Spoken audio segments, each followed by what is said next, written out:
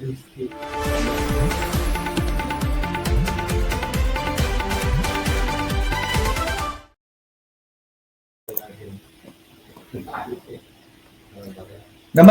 जय जोहार, वंदे मातरम। ये आजकल आम उद्बोधन की भाषा हो गई है। लोग जब किसी से मिलते हैं तो इस पर यही बोलते हैं और ऐसे ही मुलाकात करते हैं। लेकिन वंदे मातरम पर आज पॉलिटिक्स हो रही है। आजादी के आंदोलन में राष्ट्रगान और राष्ट्रगीत दोनों का अपना अपना महत्व था। उसके बाद देश में चाहे जनगण मन हो या फिर वंदे मातरम, उसको एक भरोसे के साथ देखा जाता था, एक आत्मविश्वास के रूप में देखा जाता था और देश की राष्ट्रीय एकता अखंडता के रूप में देखा जाता था। लेकिन आज वंदे मातरम पर सियासत है। इसी सियासत पर बात करेंगे। सबसे पहले हम आपको इस पर वंदे मातरम पर जो पॉलिटिक्स हो रही है, कांग्रेस के प्रदेश अध्यक्ष दीपक बैज ने क्या कहा है वो सुनवाएंगे, फिर डिप्टी सीएम अरुण साव ने क्या कहा है वो सुनाएंगे। इसके बाद चर्चा को आगे बढ़ाएंगे। सबसे पहले आप बयान सुनिए। भारतीय जनता पार्टी आरोप लगा रही है वंदे मातरम कांग्रेस पार्टी की हर कार्यक्रमों में, बड़े कार्यक्रमों में राष्ट्रगान से शुरू कर वंदे मातरम से कार्यक्रमों की समाप्ति की जाती है। और ये वो भारतीय जनता पार्टी आरोप लगा रही है जो अंग्रेजों से माफी मांगने वाले, जो 53 साल तक तिरंगा झंडा नहीं फहराने वाले, वो भारतीय जनता पार्टी आरोप लगा रही है जिनको छत्तीसगढ़ मेहतारी का गीत गाने में शर्म आती है। ये वो भारतीय जनता पार्टी आरोप लगा रही है जो अंग्रेजों के तलवा चाटने वाले। कम से कम इन सब बोलने से पहले भारतीय जनता पार्टी को एक बार सोचना चाहिए कि अंग्रेजों से माफी मांगने वाले, जिनकी आजादी की लड़ाई में कोई भूमिका तक नहीं है, वो इस तरह की बातें करते, उनकी शोभा नहीं देता है। पार्टी को न देश से मतलब है और न देशभक्ति से। वो तो एक परिवार की चाटुकारिता करने वाली पार्टी बनकर रह गई है। पर आज़ादी के बाद जिस वंदे मातरम को गाकर लोगों ने फांसी के फंदे को चूमा, देश को आज़ादी दिलाई, उन सबको भुलाने का काम कांग्रेस पार्टी ने किया है। तो आपने सुना कि इस विषय पर क्या पॉलिटिक्स हो रही है। आज इसी विषय पर चर्चा करने के लिए हमारे साथ भाजपा का पक्ष रखने के लिए निशिकांत पांडे जी हैं, प्रवक्ता हैं।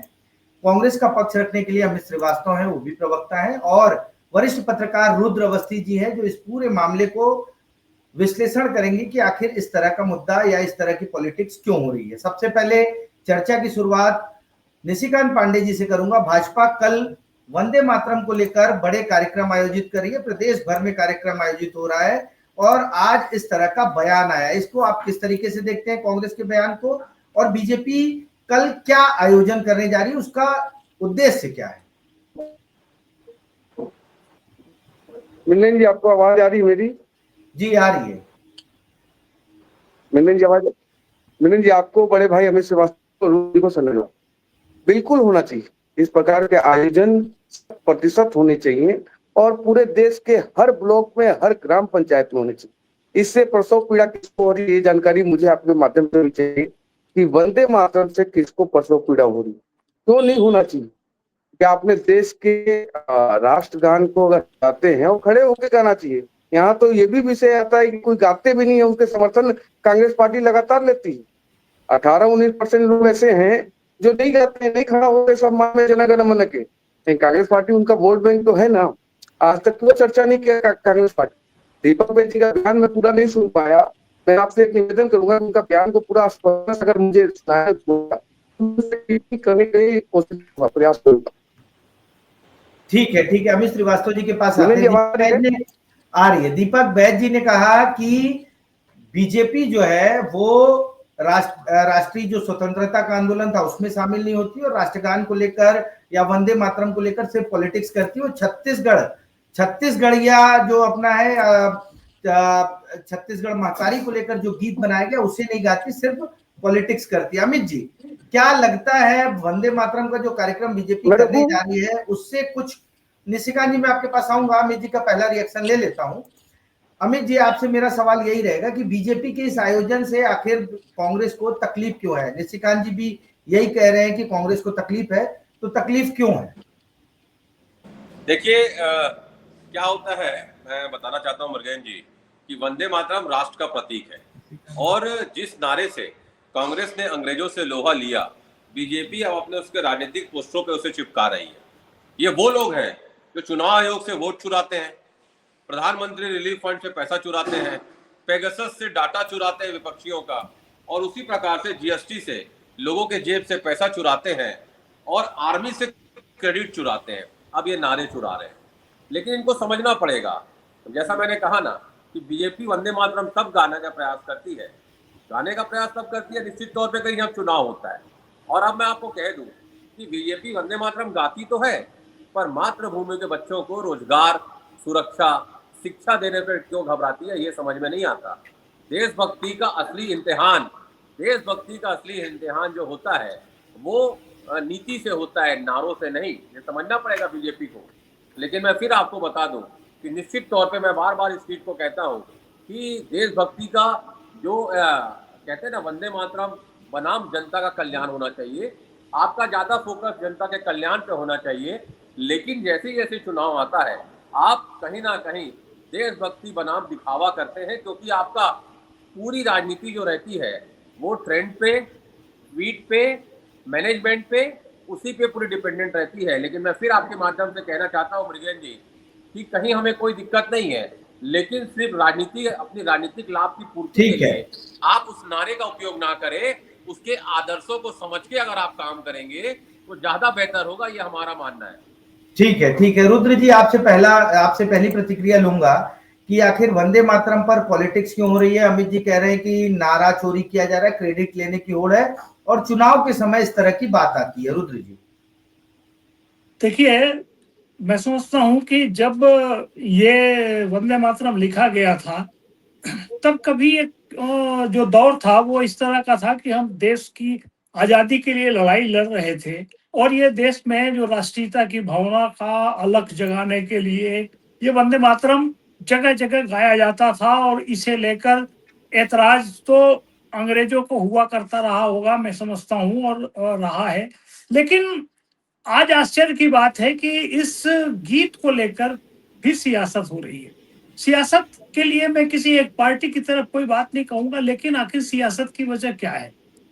आज अगर ये जैसा आजादी की लड़ाई के दौरान अगर ये राष्ट्रीयता की भावना के लिए ये गीत गाया जाता था और आज के दौर में हम अगर इस गीत को गाएं, लोगों के बीच इसे लेकर अभियान चलाएं, तो इस पर ऐतराज की तो कोई बात नहीं होनी चाहिए, क्योंकि अंततः आज भी तो उन्हीं भावनाओं की जरूरत है देश को बनाने के लिए, देश को एक रखने के लिए, अखंडता के लिए, और जो आगे बढ़ते रहने के लिए भी जो एक दूसरे के बीच एक राष्ट्रीयता की भावना की जरूरत है, उसके लिए भी इस तरह के गीत से कोई ऐतराज की मेरे ख्याल से गुंजाइश नहीं होनी चाहिए। लेकिन एक सवाल यह भी आता है कि आखिर उसके पीछे का मकसद क्या है? ऐसे मौके पर खासकर कांग्रेस को यह कहने का मौका मिलता है कि आजादी की लड़ाई में जो बीजेपी के लोग हैं इनकी कोई भूमिका नहीं थी और इसलिए वो इस तरह की चीजों को हथियाने की और उसे प्रचारित करने की, प्रसारित करने की कोशिश करते हैं, और यही इसके राजनीति के मूल में है। अब मैं एक तीसरा जो इसका प्रमुख पक्ष है, मैं समझता हूं कि वो ये है कि जो आम लोग हैं, आखिर आम लोग इस जो बात होती है, राजनीति होती है, उससे किस तरह उनके ऊपर असर होता है। मैं मानता हूं अगर आप लोगों से इस बारे में बात कीजिए तो ये उनको कोई इससे ऐतराज नहीं होगा कि अगर राष्ट्रीयता ये इस वंदे मातरम को लेकर कोई अभियान चल रहा है तो वो उसमें भी उसे खुशी खुशी पार्टिसिपेट करते हैं। लेकिन अगर ये राजनीति के लिए हो रहा है तो निश्चित रूप से उस पर निसंदेह हम स्कूल में पढ़ाई करते थे, तब भी वंदे मातरम और जनगण मन को गाते थे, हर स्कूल में गाया जाता था, चाहे सरकारी हो या प्राइवेट। निशिकांत जी आपके पास आऊंगा, क्या लगता है, जैसा कि रुद्र अवस्थी जी ने भी कहा कि सिर्फ अगर ये पॉलिटिक्स के लिए किया जा रहा है तो गलत है, और अमित श्रीवास्तव का तो आरोप ही है कि बीजेपी सिर्फ पॉलिटिक्स के लिए वंदे मातरम को एक हथियार के रूप में इस्तेमाल कर रही है। निशिकांत जी मिलन जी, जाकी रही भावना जैसी प्रभु मूरत देखी तिनते सी। जिस प्रकार से आपने बुझे हुए दीपक साहब का स्टेटमेंट सुनाया कि छत्तीसगढ़ महतारी या जो आजादी के आंदोलन में मतलब पार्टिसिपेट नहीं की, तो मेरा प्रश्न आपके माध्यम से है कि अंग्रेजों के द्वारा बनाई हुई पार्टी 1910 तक तो अंग्रेज राष्ट्रीय अध्यक्ष हुआ करते थे कांग्रेस पार्टी के, तो क्या हमारे बड़े भाई ये कहते हैं कि अंग्रेज के खिलाफ भारत की आजादी की लड़ाई लड़े थे? इसको आप इतना बेवकूफ समझते हो या बनाने का प्रयास करते हो साहब? अंग्रेजों के द्वारा सिस्टर कंसर्न एक कंपनी बनाई गई थी जिसका नाम था इंडियन नेशनल कांग्रेस। इतिहास में जाके पढ़ाई कीजिए। और इतना ही आजादी का लड़ाई लड़ा था आपने। एक व्यक्ति का नाम बताइए जिसको काला पानी की सजा मिली थी, जो अंग्रेजों के गोली से मारा गया, जो कारावास, कठिन कारावास, आजीवन कारावास पाया। कोई एक ऐसा नेता आपके तरफ नहीं मिलेगा। रही बात आपने कही कि छत्तीसगढ़ महतारी, मिलन जी, छत्तीसगढ़ महतारी का अपमानित किसने किया सबसे ज्यादा? 5 साल छत्तीसगढ़ के संसाधन को लूट के 10 जनपद के पैरों तले नीलाम किया गया युवाओं का रोजगार। पीएससी में जब धांधली हुई तो क्या ये छत्तीसगढ़ महतारी की आत्मा को छलनी करने का काम नहीं किया गया? इतने बड़े बड़े भ्रष्टाचार हुए, युवा निर्वस्त हुआ, छत्तीसगढ़ महतारी को सम्मानित किया आपने? नहीं। ये ढकोसला भारत माता की जय आप लोग नहीं बोलते। क्या कारण है नहीं बोलते? किसी भी प्लेटफॉर्म पे नहीं बोलते। ये तो इनका दोहरा चरित्र है। हमारे बड़े भाई बहुत सज्जन व्यक्ति हैं, लेकिन कांग्रेस पार्टी का आचरण लगातार राष्ट्र के प्रतीकों के साथ खिलवाड़ करने का रहा है। चाहे कुछ भी हो, परिवार की श्रीवास्तव जी के आगे कांग्रेस बहुत बड़ा आरोप लगाया निशिकांत पांडे जी ने कि आप लोग जो है भारत माता की जय भी नहीं बोलते हैं। आखिर आप लोग क्यों नहीं बोलते हैं, और अगर बोलते हैं तो कब बोलते हैं? देखिए मृगेन जी, गलती निशिकांत पांडे जी की नहीं है। अच्छे व्यक्ति है, विद्वान प्रवक्ता है, लेकिन जिस आइडियोलॉजी को लेके चल रहे हैं ना, मैं तो कहता हूं कि कौन कहता है मैं गांधी के साथ हूं। मैं तो आज भी गोडसे के दौर में गांधी के साथ हूं, मैं महात्मा गांधी के साथ हूं। और ये गोडसे की विचारधारा के लोग क्या इनसे हमें नैतिकता का सर्टिफिकेट लेने जा सकता है? मृगेन जी, वंदे मातरम कहने से नहीं होगा। और इन्होंने जो कहा ना कि कौन सा कांग्रेस का नेता जेल में रहा, तो मैं आपको बता दूं, जवाहरलाल नेहरू 3293 दिन वो जेल में रहे, और लगातार इनका कोई भी नेता इतने साल क्या उसका आधे का आधा भी कभी जेल में नहीं रहा। अंग्रेजों के चरण चुम्बन करने वाले, उनसे माफी मांगने वाले ये पूछते हैं आज, जिनका कोई योगदान नहीं था आजादी में, कि कांग्रेस का कौन नेता जेल में था, और कांग्रेस के बारे में ये विचार व्यक्त कर रहे हैं। मतलब कहते हैं ना कि कौन ये कहां इस दौर में वफा की उम्मीद कर रहे हो? बड़े नादान हो साहब, जहर की शीशी में दवा ढूंढ रहे हो। वंदे मातरम बोलने से नहीं होगा, आपके लिए एक स्लोगन होगा, हमारे लिए संकल्प था। समझने का विषय है निशिकांत पांडे जी। वंदे मातरम कहने से नहीं होगा, उसके आदर्शों को मानने से होगा। और उसके आदर्श क्या है कि देश की सेवा, अपने कॉर्पोरेट मित्रों की दलाली नहीं, देश की सेवा।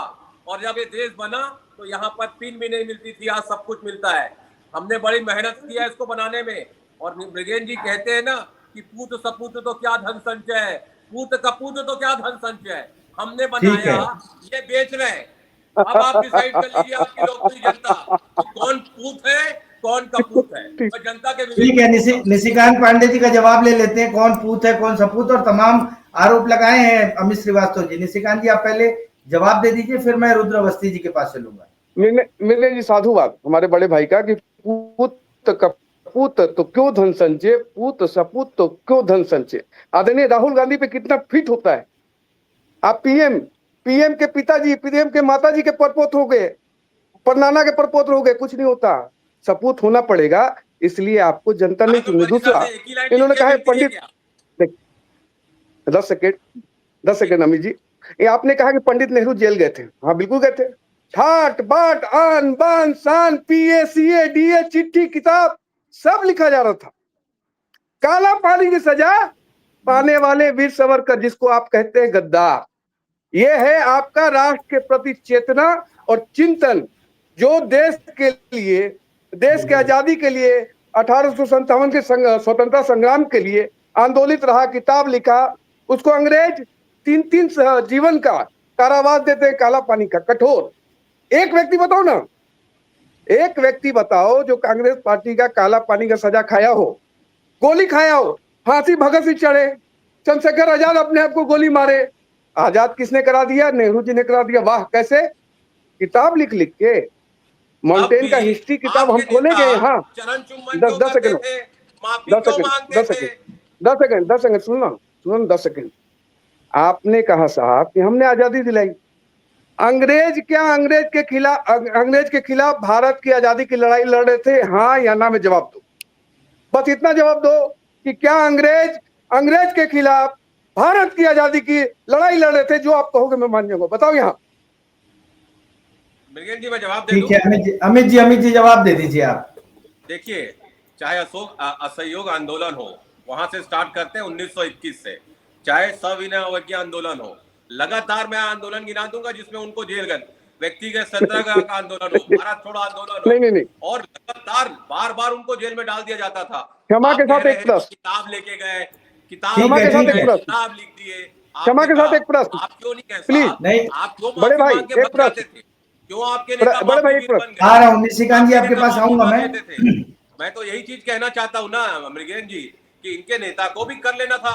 ये क्यों माफी मांग के चले जाते थे, हमें छोड़ दीजिए, हम कुछ नहीं करेंगे, हमारे को आजादी में कोई मतलब नहीं है, ये क्यों माफी मांगते थे? तो ये माफी वीर लोग आज अमित जी हमको 10 हमको सेकंड ज्ञान दे रहे हैं। और 10 सुनिए, सेकंड अमित जी पांडे जी मैंने प्लीज कहा ना 10 सेकंड कि झूठा है। 10 सेकंड। पांडे जी किसी की पंक्ति याद आ गई आप लोग के लिए कि झूठा हाँ है तेरा दरबार बीजेपी, जुमलों की बौछार है बीजेपी, वादों का कुतुब मीनार है बीजेपी, और सेल्फी की सरकार है बीजेपी, और इंजन है दोनों खराब बीजेपी। जनता कह रही है पांडे जी, मृगेंद्र पांडे जी, जनता 10 सेकंड त्रस्त हो 10 सेकंड चुकी ले है लूं इनसे। वोट चोरी ठीक अमित है जी की, ठीक 10 है सेकंड ले लूं राहुल आपका। गांधी ने ठीक है, जब जनता प्रमाण कह किया, रही है, रुद्र तो अवस्थी बस जी के कहने पास की आऊंगा। चीज नहीं रुद्र है जी कि जो यात्रा निकाल ले, अब इनको चली चली का यात्रा निकालना है, जनता अरे मैं निकालेगी, 10 चली ठीक है चली की ठीक है, यात्रा चली मिलेंगे निकालेगी। चली 10 चली सेकंड। की यात्रा निकालेंगे। ये रुद्र अवस्थी जी के पास आऊंगा, निशिकांत जी उसके बाद आपके पास आऊंगा। रुद्र जी, क्या लगता है कि आज जो परिस्थितियां है, जिस तरीके से रोजगार का मुद्दा है, भ्रष्टाचार का मुद्दा है देश में, और राज्य में भी बहुत सारे मुद्दे हैं, उन मुद्दों के बीच इस तरह की यात्रा क्या प्रासंगिक है, और बीजेपी का क्या उद्देश्य है इस तरह की यात्रा का, आप उसको एक पत्रकार के रूप में कैसे समझते हैं रुद्र जी? देखिए विजय जी, जो ये मुद्दा है, इसमें जो सियासत की बात है, दरअसल आपने जो अभी बात कही वही उसका केंद्र बिंदु है। जो प्रमुख मुद्दे अपने आसपास चारों तरफ दिखाई देते हैं, जिन पर चर्चा होती रहनी चाहिए। हम छत्तीसगढ़ में बैठे हैं, छत्तीसगढ़ में जो सरकार है वो सरकार अपना काम कर रही है, जो दावे हैं वादे हैं वो किस तरह से पूरे हो रहे हैं वो सब हम देख रहे हैं। मैं इस पर कोई टिप्पणी नहीं कर रहा हूं, लेकिन ये बात है कि आम लोगों से जुड़े हुए जो मुद्दे हैं उन पर भी बहस विपक्ष के रूप में कांग्रेस को उठा के रखना चाहिए, और सरकार चला रही पार्टी को भी यह स्पष्ट करते रहना चाहिए कि वो उसने जो चुनाव के समय जो वायदे किए थे, जो गारंटी की बात कही थी, उस गारंटी में कितने काम हो रहे हैं और अब तक हुए हैं, या उसके लिए आगे का क्या रोड मैप है।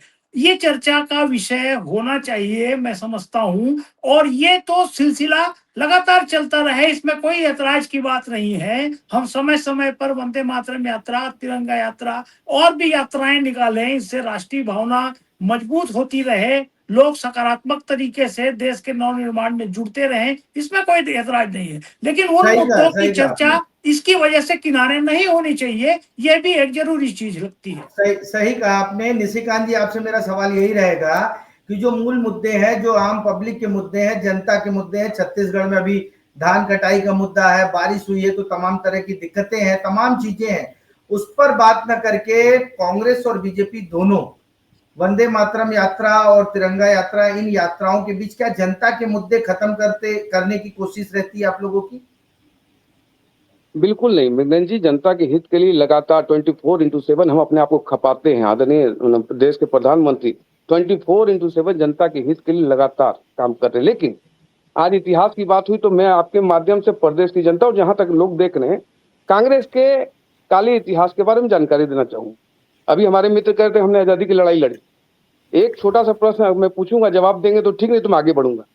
कि कांग्रेस पार्टी ने ऑफिशियली अपने देश को आजाद करने के लिए पूर्ण स्वराज की बात कब की? ये बात का अगर जवाब दे देंगे ये, तो पूरे देश की जनता को समझ में आएगा कांग्रेस कर क्या रही थी। आपको मालूम है अमित श्रीवास्तव जी क्या तारीख था? नहीं मालूम है, मैं बताता हूँ। 31 दिसंबर 1929 ये डेट है। कांग्रेस ने इसको लाहौर अधिवेशन में अपने पोर्टफोलियो में लाया कि पूर्ण स्वराज की नारा आज से हमारा है। उसके पहले नहीं लड़ रहे थे, उस समय आरक्षण मांग रहे थे कि हमको इस सत्ता में मलाई खाने का मौका दिया जाए, अब आगे जाइए। इन्होंने कहा कि हमने आंदोलन किया। 21 मार्च 4 मार्च 1931 को कांग्रेस पार्टी ने इरविन से पैक्ट किया। उस पैक्ट का नाम है गांधी इरविन पैक्ट। उसमें क्या था मालूम? आज के बाद कांग्रेस पार्टी अंग्रेजों के खिलाफ एक भी आंदोलन नहीं छेड़ेगी। 10 अगस्त 1942 तक एक भी आंदोलन नहीं किया गया। ये आजादी की लड़ाई लड़ रहे थे, अंदर अंदर सांठ गांठ करके मलाई खाते थे और बताते हैं आजादी की लड़ाई जो लड़े सब किनारे कर दिए गए, चाहे भगत सिंह हो, खुदीराम बोस हो, सुभाष चंद्र बोस हो, चंद्रशेखर आजाद हो। किसी को आपने कभी सम्मान दिया? कभी? नेहरू परिवार के अलावा आपके ठीक है, अमित जी से जवाब ले लेते हैं, फिर चर्चा को आगे। अमित जी, निशिकांत जी, ठीक है, आप बोल लीजिए। आपने जो विषय रखा, अगर मान लीजिए कि जनता के हित का कोई विषय है, सरोकार है, प्रदेश छत्तीसगढ़ प्रदेश की हम बात कर रहे हैं कि हमारी योजनाओं से, हमारे निर्णय से, हमारे प्रयास से कांग्रेस पार्टी को लगता है कि जनता का हित नहीं होता, वो विषय उठाए। मृगेंद्र जी कौन सा उनका माइक बंद करके रखे हैं, लेकिन वंदे मातरम पे छत्तीसगढ़ महतारी को लाना, वो भी तब जब यहाँ पे बहुत बड़ा तूफान खड़ा हो रहा है। इसका एक इंटेंट क्लियर होता है कि ये जितने भी छत्तीसगढ़ महतारी की आड़ में अपना रोटी सेकने का प्रयास करना है, उसको फंडिंग और मजबूती कांग्रेस पार्टी दे रही है। आज ये साबित हो गया। इस चर्चा को आप एक दूसरी दिशा में ले जा रहे हैं। अमित जी से आपके तीनों चारों आरोपों का जवाब ले लूंगा, फिर एक फाइनल कंक्लूजन दूंगा। अमित जी, आप आरोपों का पहले जवाब दे दीजिए। देखिए, मुझे ऐसा लगता है कि एकात्म परिसर से भाजपा के नेताओं को रटी लटाई वही स्क्रिप्ट मिलती है कि जाओ गांधी परिवार पे आरोप लगाओ, प्रधानमंत्री जी और नेहरू जी को कहते हैं आप उसको कंटिन्यू करो, यही होता है। आप लोगों को पांडे जी ये बताया गया कि वंदे मातरम का अर्थ क्या होता है? वो नहीं बताया गया होगा, मैं बता देता हूँ। माँ मैं तेरी वंदना करता हूँ। और ये भी नहीं बताया होगा कि वंदे मातरम किसने लिखा, मैं आपको वही बता देता हूँ। बंकिम चंद्र चट्टोपाध्याय जी ने लिखा। कब लिखा पांडे जी और कौन कौन सी भाषा में लिखा, ये भी नहीं बताया होगा। संस्कृत में लिखा था। 1970 में लिखा गया। आनंद मठ जो उन्होंने उपन्यास लिखे थे, एक सन्यासी के ऊपर उन्होंने जो अंग्रेज शासन के खिलाफ लड़ता था, आनंद मठ, नाम याद रखिए। ये आपको भाजपा में नहीं सिखाया जाएगा, ये कोई कांग्रेसी नहीं बता पाएगा। तो कांग्रेसी ये बताए 1882 में उसके प्रसिद्ध उपन्यासकार जो हमारे बंकिम चंद्र चट्टोपाध्याय जी थे, उन्होंने लिखा। तो पांडे जी समझना पड़ेगा, जो आप अभी अगर लगातार आरोप लगा रहे थे ना, तो मैं आपको बताना चाहता हूं कि आप अगर मातृ सेवा करना है, मातृभूमि की सेवा करना है, तो अपने कॉर्पोरेट मित्रों का साथ छोड़ना पड़ेगा। पांडे जी, है इतना बड़ा दिल, पूछ लीजिए ऊपर। और पहली बात, अभी आप कह रहे थे कि हमने किसी स्वतंत्रता संग्राम सेनानी का सम्मान नहीं किया। अरे 20 साल तो आप भी सरकार में हो, आप क्या कर लिए चलिए बताइए। हम तो करते हैं, लेकिन आपके पास स्टैच्यू ऑफ यूनिटी क्या देखिए अपना चाहते हैं। पहले जिन्होंने वही सरदार पटेल सबसे भव्य मूर्ति स्थापित करने वाले हम। आपके पास, हमारे पास गौरवपूर्ण इतिहास है, कांग्रेस के पास, भाजपा के पास काला इतिहास। मुझे गर्व है भारतीय जनता पार्टी एंड कांग्रेस, आपका पूरा अध्याय काला है। आपकी सरकार वोट चोरी से बनती है, वोट चोर है आप लोग, वोट चोरी से सरकार बनाते हैं। सरनेम चोरी करके 7 दशक तक सत्ता पाने वाले सरनेम चोर हैं आप अपने असली सरनेम के साथ क्यों नहीं आते? करते हो, चुनाव लड़ने की हिम्मत नहीं है भाजपा में। अगर हिम्मत होती लड़ते, लेकिन आप लोग वोट चोरी से जीतते हो, वोट चोरी करते हो, लोकतंत्र को कलंकित करते हो, तार करते हो। ठीक है, एक फाइनल कमेंट ले लेते हैं। निशिकांत पांडे जी, आपका एक फाइनल कमेंट ले लेते हैं। वोट चोरी तो मुद्दा चलता है लगातार, आप लोग बोलते हैं। आज वंदे मातरम पे आपका फाइनल कमेंट, बीजेपी का क्या स्टैंड है, बीजेपी क्या करना चाह रही है और उसके पीछे उद्देश्य क्या है, ये फाइनल कमेंट के रूप में आप बता दें जी। राष्ट्रवाद की अलग हर घर में जलनी चाहिए। राष्ट्र के प्रति संवेदनशीलता और सम्मान हर के हृदय में होनी चाहिए। लोकतंत्र की बात कर रहे थे हमारे बड़े भाई, एक अदना सा सांसद प्रधानमंत्री और कैबिनेट के द्वारा पारित अध्यादेश को बकवास बोल के फाड़ देता है। आप भाई साहब बात करते हो लोकतंत्र की, मुझे लगता है बेगानी शादी में अब्दुल्ला दीवाना वाला मामला है। लोकतंत्र मतलब आपके यहाँ चरण वंदना परिवार की, महात्मा गांधी को इसको अपशब्द बोलते हैं कहती है, लोकतंत्र। हमारे यहाँ प्रधानमंत्री नहीं कहते हैं, है। मैं माफ नहीं हमारे करूंगा। अरे आपकी पार्टी में है सीताराम दोहरा केसरी को चरित्र, उठा के फेंक दोहरा के चरित्र। कहीं राष्ट्रीय भी अध्यक्ष विदेश में बनी जाते सोनिया हो, गांधी। प्रधानमंत्री आपको जी गद्दी जानकारी की नहीं खिदमत है चले जाते किस हैं। प्रकार से डॉक्टर दोहरा अम्बेडकर को चरित्र है हराया ये। गया चुनाव। आपको जानकारी नहीं है किस प्रकार से इंदिरा गांधी ने कांग्रेस पर कब्जा किया। आपको जानकारी नहीं है। तो लोकतंत्र की बात आपके मुंह से शोभा नहीं थी बड़े भाई। आपका परिवार तंत्र पर जो ये तो भरोसा आपने है किनारे उस कर पर दिया। चलिए। देश आपको की जनता ने जानकारी है कि लोकतंत्र पर कैसे भरोसा करके किया, आदरणीय नरेंद्र मोदी जी को सारे कृषि भाजपा के विभाग नेताओं को प्रधानमंत्री किनारे बनाया। किया। आपको जानकारी है ये कि नहीं तरीका कैसे नहीं है। किया? आप सब कौन सी जानकारी भाजपा है, के हैं? सब जानकारी। आडवाणी कौन से भाजपा भाजपा के के हैं? हैं, मोदी भाजपा के हैं, आज वाली भाजपा में हैं, हमारा भाजपा जी वाली 1980 में बना, भाजपा में आज हैं, तक नहीं कौन टूटा। सी भाजपा के टुकड़े हैं? टुकड़े गैंग वाली कांग्रेस हमको बताए ना कि हम कौन से भाजपा के हैं। भाजपा एक ही है ठीक है। पूरे देश समय में, आज समय तक एक ही समय है। जो है कमल का समय जो फूल है क्यों पूरा हो रहा मुरझा है। जाए? निशिकांत पांडे जी, उत्तर अमित देंगे श्रीवास्तव पांडे जी, जी फाइनल कमेंट में रुद्र कि अवस्थी आपके जी से पांव के लूंगा कि नीचे इन जमीन नहीं, यात्राओं के। लेकिन फिर भी आपको यकीन नहीं। अमित जी समय बहुत कम है। एक फाइनल कमेंट लूंगा मैं रुद्र अवस्थी जी से कि इन यात्राओं से छत्तीसगढ़ का क्या फायदा होने वाला है और क्या सिर्फ बयानबाजी तक ही ये यात्राएं सीमित रहेंगी। रुद्र अवस्थी जी। देखिए, मैं जो समझता हूँ कि इस तरह की यात्रा होती रहनी चाहिए और इस तरह के आयोजन होते रहने चाहिए। इसमें कोई लोगों को ऐतराज की जरूरत नहीं है, मुझे लगता है।